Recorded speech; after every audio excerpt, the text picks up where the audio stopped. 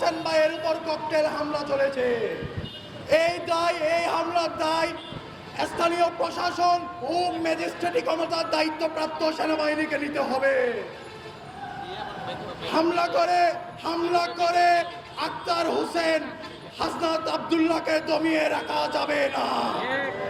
আওয়ামী লীগ, ছাত্রলীগ এবং গুন্ডা লীগের যত রকম সন্ত্রাসী আছে তারা এখনো রাস্তাঘাটে বিভিন্ন এলাকায় যেখানে আড্ডা মারত এখনো সেভাবে করে ঘুরে বেড়াচ্ছে। তারা প্রতিনিয়ত ষড়যন্ত্র করতেছে কিভাবে এই ছাত্র জনতা থেকে রুখে দেওয়া যায়। তাদের যে সকল চাঁদাবাজি কর্মকাণ্ড তারা এখনো সব জায়গায় অব্যাহত রেখেছে। যারা হামলা করেছে, যারা ককটেল নিক্ষেপ করেছে, তারা হয়তো জানে না আক্তার হোসেনরা একদিনে তৈরি হয়নি।